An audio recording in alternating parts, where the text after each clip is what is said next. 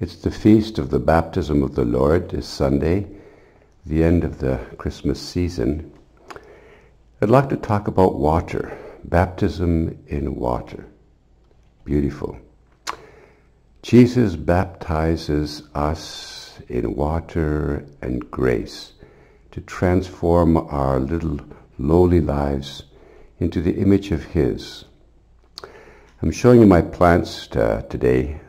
I've been watering them, this orchid, and I don't know what the other one's called, but it's a very nice plant. And they've been growing very nicely. But I've started a number of weeks ago, just a little memory coming back from my mother, who used to take tea leaves and break open tea bags, and used to break the tea bags open and put them in water and feed the plants that.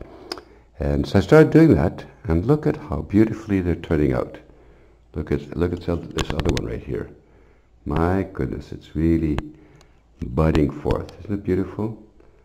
A couple of more weeks and it's going to burst out.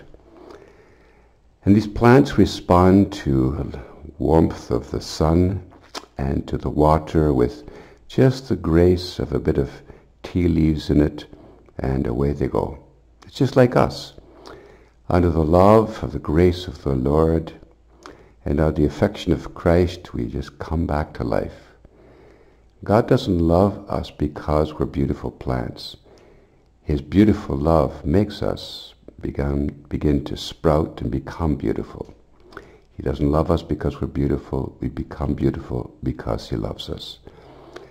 And so the water of baptism brings us to life and reminds us of our dignity as a child of God. And, I go swimming quite a bit these days. There's a beautiful pool around where I live, and I go regularly. I'm not a great swimmer, but I enjoy it. And as I jump in the water and swim a few lengths, I think of the baptismal water that gives me life and refreshed me. I think of the amniotic fluid in my mother's womb. It gave me life so that I could come and bear fruit in my life and come to human existence. Very powerful, the amniotic fluid, and now I'm in the water, and the water of baptism bring us into the presence of God. So as you think of water, the baptism of the Lord, as you think of your plants that are nourished by just the very simple power of water itself, or maybe as you take a shower or take a swim in the pool, just think of the blessing of water coming from God, filled with the tea leaves of grace of the Holy Spirit, bring us into life.